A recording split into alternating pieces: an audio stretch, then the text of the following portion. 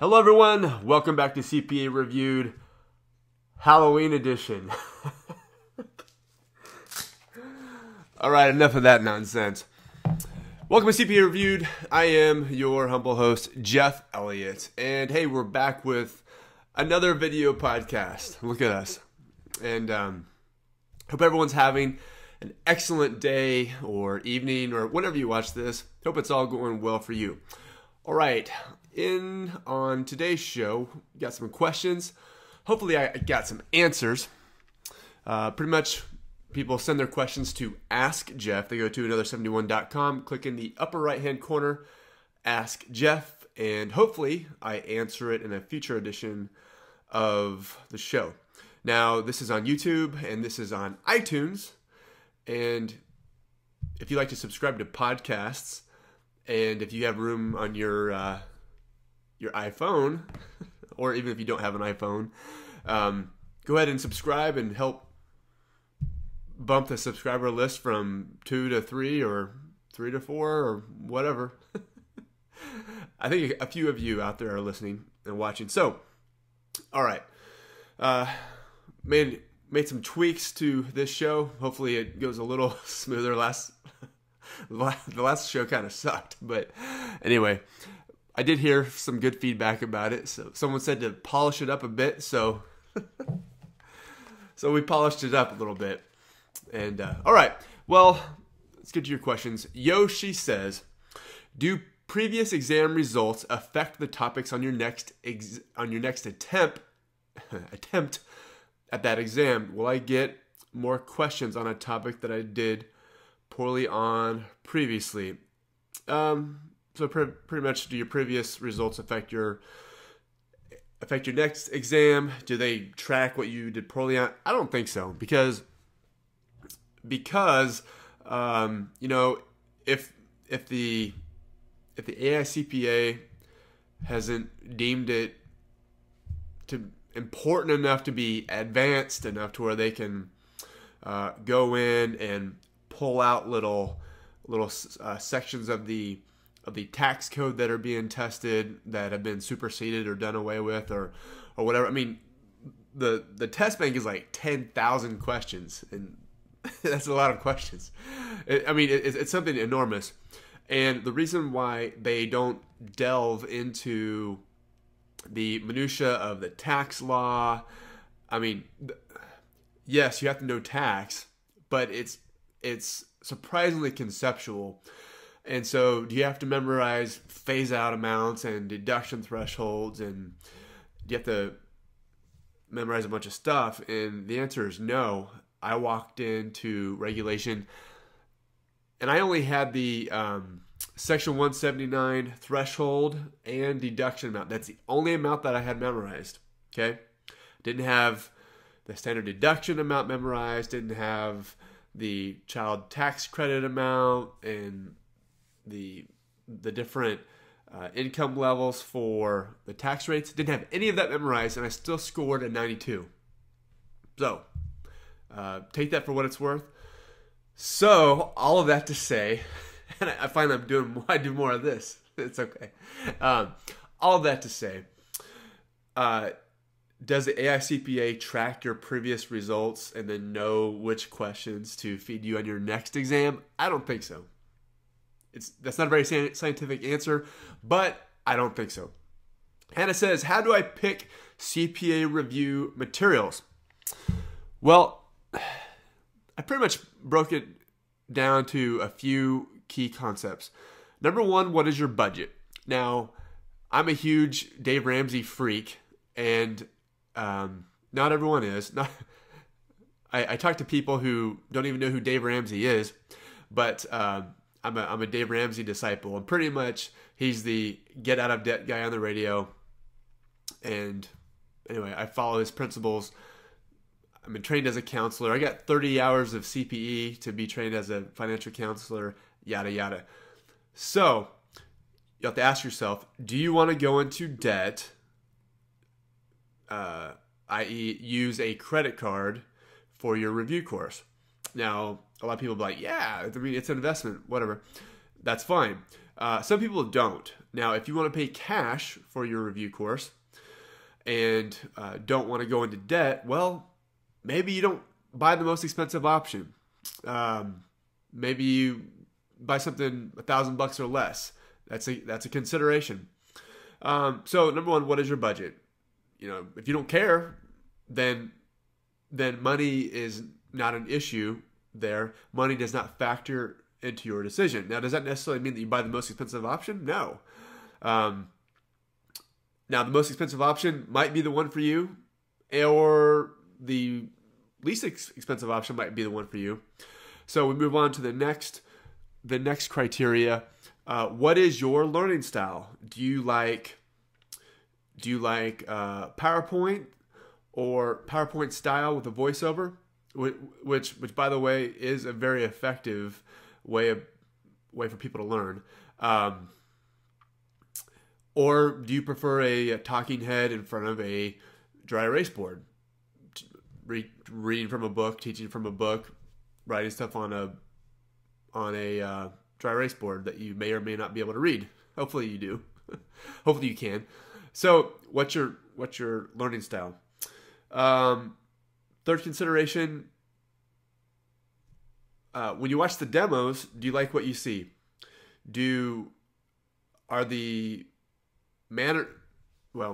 Hopefully you're not so shallow that some little quirk of the instructor will just bug you too much. But what if they do something constantly that drives you crazy and consequently makes you not want to study? Or maybe you just use that as an excuse. People say in the forum, if such and such says blah blah blah blah one more time, I'm going to jump out of a window. Well, you need to take that into consideration if the blah blah blah is a big deal for you. And finally, what are your peers using? What are your peers having success with, be it the people at your firm or office or the people on the another71.com forum? You can take any given course and you'll find a lot of people that like it and a lot of people that hate it. Listen to both sides. Don't just, if all you hear is glowing reviews about something, unless it's the ninja materials, unless it's ninja, then that's okay. If all you hear is glowing materials or glowing reviews, then I don't know. It's probably not legit. So listen to both sides. Again, people only have great things to say about the ninja materials. That's actually maybe like 1 or 2% of the people email me don't like them or whatever, and that's fine. But most people do. And so, all right. Michael says, so what's your budget? What's your learning style? Watch the demos.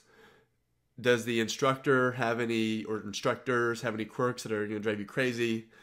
Do you want to spend the next 50 hours of your life, if it's one course, if you, whatever it is, 25 to 50 hours of your life, watching their financial videos? Do you want to do that? And then finally, what do your peers have to say? So that's how you pick a CPA review course. Don't listen to all the marketing. Some courses spend a lot of money on marketing. Does that mean they're the best?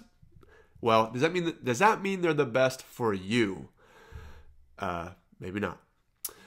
Michael says, I work in a private accounting firm, but I've heard that you can't move up as much in private accounting firm as much as you can in a public firm. Is this true?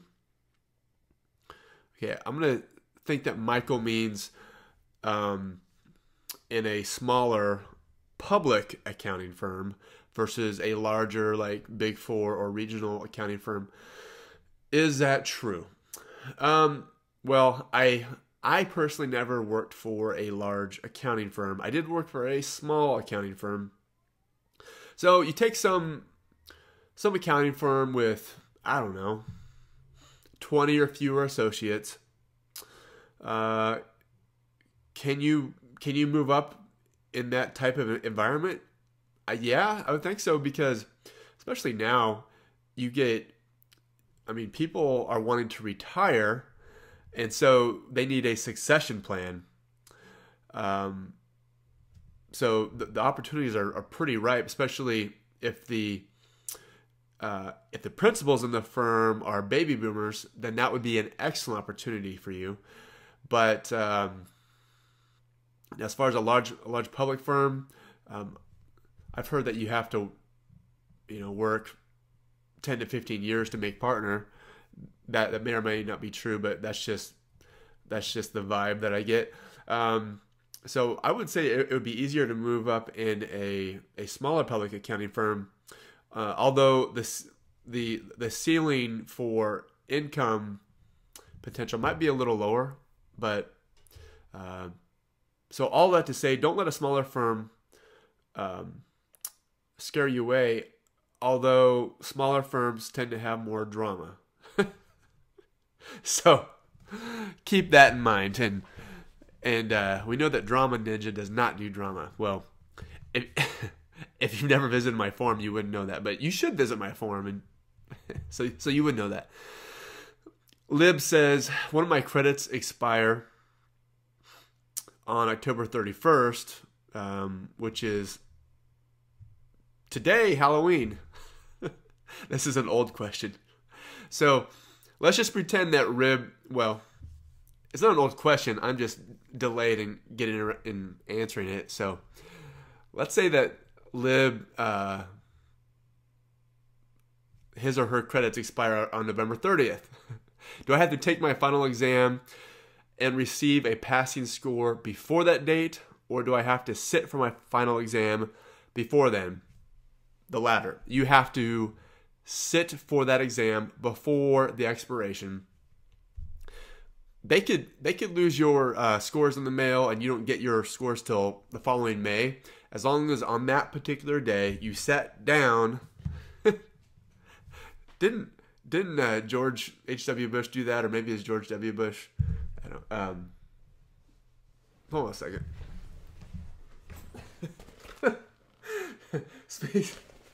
I was George H.W. Bush a few years ago for Halloween, and it happens to be on my floor because my kids dug it out of my closet here in my office. But my wife and I, we went on like this scavenger hunt, this couple's Halloween scavenger hunt, and I was George H.W. Bush. I thought it was a George W. Bush mask when I bought it, and my wife was Laura, and she was pregnant at the time. Don't send me political email because you can you can not like George W. Bush. That's a personal problem of yours. But I'm just kidding, by the way. But don't send me mail. But anyway, so gosh, this was Halloween of 2004, and we're heading down to the plaza in Kansas City. And I'm driving, and my wife has her Laura mask because we're getting ready to go to this party, and we passed this lady with a Carrie Edwards with a Carrie Edwards bumper sticker. And I pull up next to her. My wife puts the Laura Bush mask on and waves like this. The lady's like. So anyway, all that because of that. All right. So yeah, you have to take your. Oh, by the way, for the people listening on the podcast, I was mouthing an expletive. So yeah, you have to sit for your exam before that, before it expires. It doesn't matter when you get your score. Aswhwini, sorry, I'm a hick from Kansas. I'm not cultured at all, Aswhwini, so I'm sure I butchered your name. I just started my review, but I wanted to take, and I've been told that I say certain words funny, but I think it was a Northeasterner, so, and I'm sure the Southern people think that I talk funny too. But every once in a while, I'll talk to someone from the South, and it's just always fun to hear that Southern drawl. All right, Aswhwini says, I'm starting my review, but I wanted to take all 4 sections of the exam in January. Is this possible? Well, yeah. All right, so you start studying for an exam early November. Huh. Okay. Can you take all 4 sections of the exam in January? No, but starting in November, you take your first exam November 30th or so.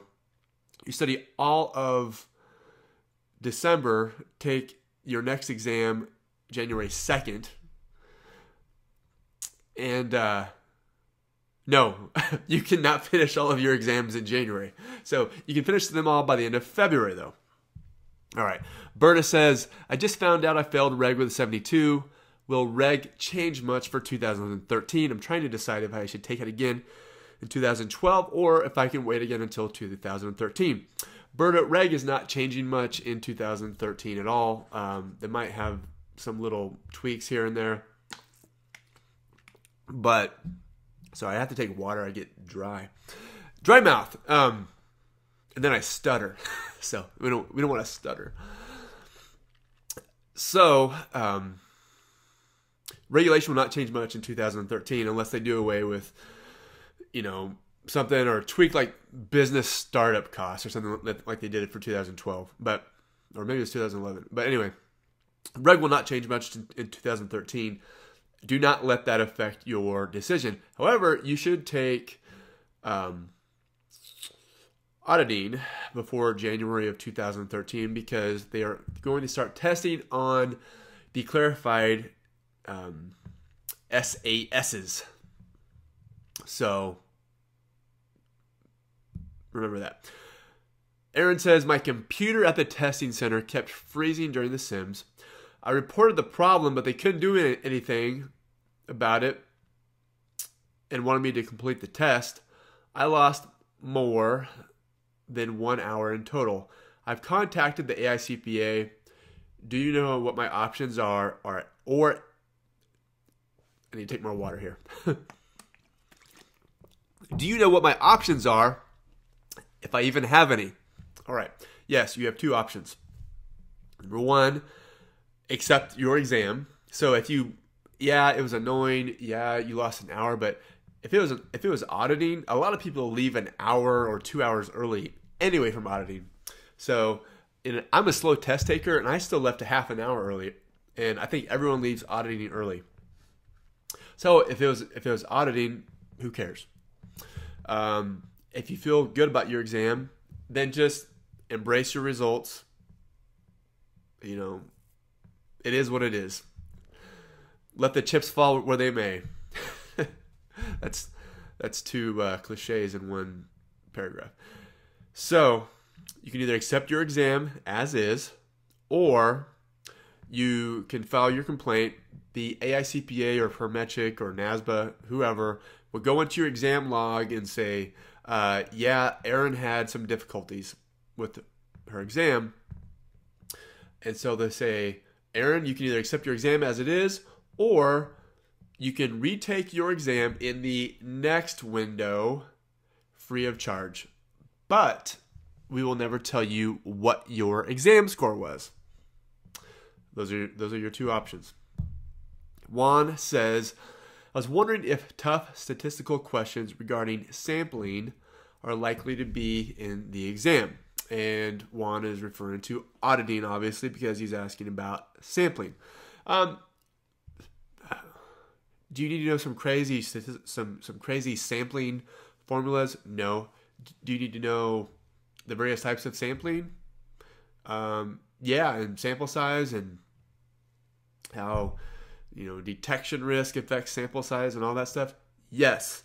Where can you learn all of that stuff? The Ninja Notes.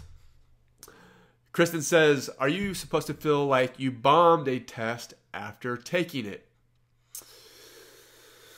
Well, it seems like people say, you'll get people on the forum and they'll just rail about their review course. It sucks so bad. the review course didn't teach them anything. They didn't know anything on exam day, and they scored like a 90. And so, from my experience, like, for instance, my best exam was in regulation when I scored a 92, and not because I'm just crazy smart or anything, but I studied business law really well, knew a lot of multiple choice questions, and my foundation for like individual tax, corporate tax, gift and estates, and all that stuff was very solid. Where I was weak was like AMT, and not that you really have to delve into AMT. You don't, and I don't think you even have to memorize the AMT formula, but you just have to, for AMTI and all that stuff, you can, but I didn't memorize it. But you have to know the preference items. But all I saw was like AMTI calculation and everything. I'm like, forget that. I'm not studying that. And so I just punted AMT. I was like, who cares if I get one or two questions? Well, consequently, I scored like a 74 and 74. And then also, I hated property transaction taxation, like kind exchanges with and without, like a mortgage swap or a liability swap, 1231, 1245, 1250 assets. Like, dude, you just look at that stuff and you're just like, who cares? So while actually I ended up carrying when I got my 74 and lost my financial credit. So I studied really hard, and when I walked in and took my exam, I was tired, but I didn't feel like I bombed it. I came out of the exam, I'm like, you know what? I think I scored about an 80. And like I said, ended up scoring a 92. So are you supposed to feel like you bombed it? No. People who feel like they bomb it, well, the other bit of logic might be that, yeah, you feel like you bombed it because you were just getting insanely hard questions because they started you out on the medium testlet and then started feeding you the hard testlets for your second and third testlet. And so that's why you felt just like you were just getting, destroyed.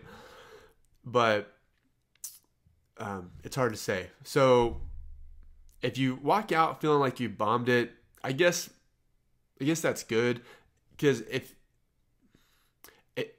you walk out feeling like it was the easiest thing in the world, that's probably not good.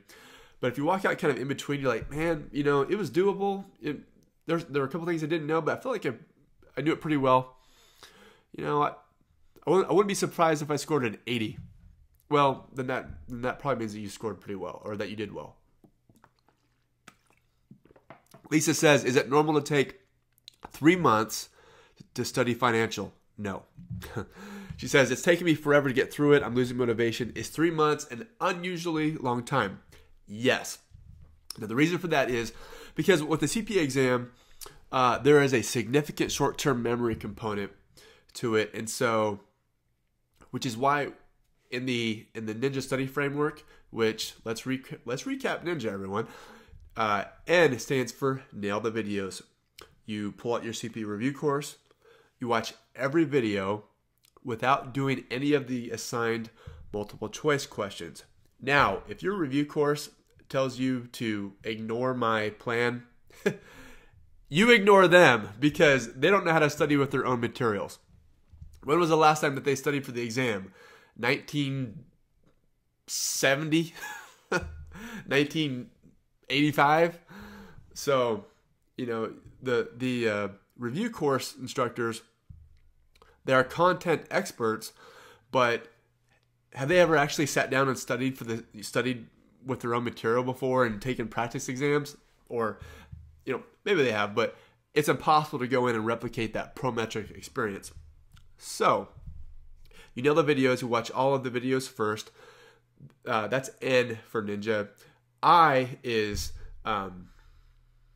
intense notes. You take intense notes, and because, do I have a highlighter around here? I do. It's a Coke Industries highlighter. You hear on the news about how evil Coke Industries is, when really all they are is just a privately owned company. The American dream. Imagine that. All right. So, intense notes. So, if you review search up. Okay. Repeat after me. Put the highlighter down. Stop painting your CPA review book paper with pretty little colors, pretty little fluorescent colors. What does that even do? I mean, what are you actually accomplishing by doing that? So, okay, yeah, so you go through chapter 1, you highlight. Okay, so in week 3, what did that highlighting accomplish you? You have to go back through your book again and scan what you highlighted. And just scanning stuff, reading stuff, it doesn't get into your head. It doesn't mean anything to you until you take the material, then you start taking notes. You write it out in your own voice. That's the I for intense notes. Then you jump into your multiple choice questions. Now, if your review course instructor works multiple choice questions with you on the video, that's fine. Work those. But if they say, watch chapter 1, they do the homework for chapter 1, forget it. No, move it to the end. Or actually, move it to the middle. Wait until the end, until you've watched all the videos. So you have, 1,000 multiple choice questions to work. Now is when you work those 1,000 multiple choice questions.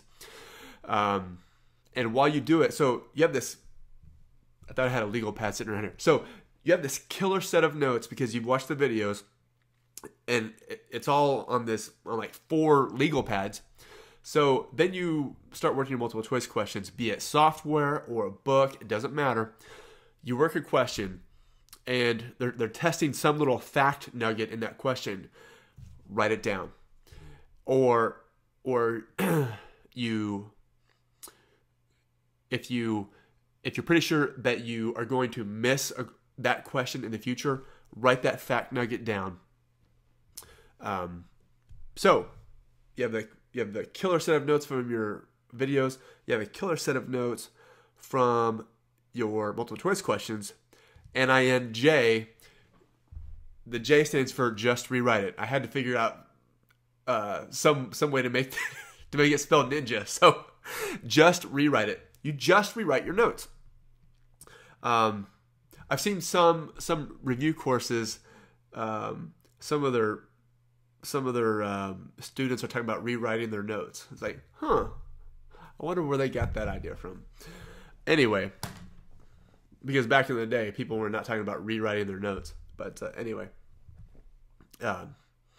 so just rewrite your notes. So you take this stack of legal pads. What I recommend doing is taking graph paper and drawing a line down the middle, and you take your scribbles on your legal pads, and then you transform them into a shorthand version of your notes,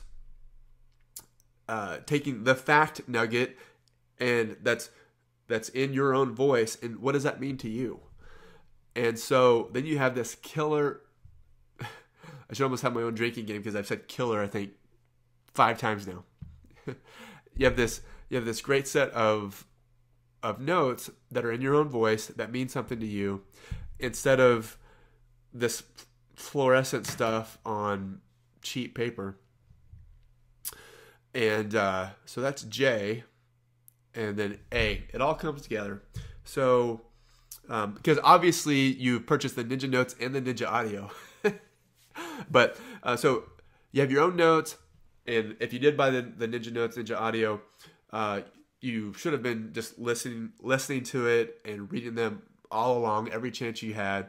Standing in line at the supermarket, you can have it on your have it on your iPhone and just go through 3 pages of ninja notes while you're checking out, because yes, you're in the 10 items or less line, but wouldn't you know the people in front of you, well, they're shopping for a barbecue, so for a big family gathering. So anyway, you have a lot of time, so you can study. So it all comes together. Everywhere you go, you take your notes, you take the ninja notes, because you have them on your iPad, your phone, whatever. Everywhere you drive, you're listening to the ninja audio. I'm not trying to plug my own stuff. I'll stop. So you are studying notes every chance you get. You're working multiple choice questions in the Wiley Online Test Bank. So you start. I sell that, by the way, so that's why that was funny. It wasn't funny. So like, let's say you're doing governmental accounting, and let's say you're doing financial accounting reporting, and governmental accounting is your least favorite topic. It's your hardest, and not-for-profit accounting is your second least favorite. So you start working questions in your software. You do 20 questions of governmental accounting, and you work it in study mode. And let's just say you're just terrible at governmental accounting. You just start clicking answers and reading them, and you just keep doing sets of 20 for governmental accounting, and pretty soon you're scoring. Wow, what do you know? You're actually scoring 60, and then 70, maybe 80% proficiency. Now, there's nothing magic about that. It's arbitrary, but it's a benchmark. You move on to your next week, which is not-for-profit accounting. Repeat till you score about 70%, give or take. Then you move on to whatever, pensions, consolidations, inventory, whatever. Dollar value LIFO. Dollar value LIFO should be outlawed in the U.S. So anyway, so that's the Ninja Study Framework, and I took a long time explaining it, unfortunately. How are we doing on time here? Oh, wow, we've gone long. All right, well, I'm going to wrap that up. Everyone, thank you again for watching the show. Thank you again for listening on iTunes, and send your questions, comments. You can email me, jeff@another71.com, or you can go to another71.com, click in the upper right-hand corner, click Ask Jeff, or you can hit me up on Facebook. We passed 15,000 people on Facebook this week, and gave away an iPad to Dan Berta, who works at PwC, I think, I'm not going to say which town, but congrats to Dan Berta at PwC. He won an iPad mini. I don't have an iPad mini. In fact, no one does, because they don't come out until the 2nd. So, all right, everyone, thanks for watching. Thanks for listening. I hope this has been good for you, and I will talk to you soon. Happy Halloween. Take care.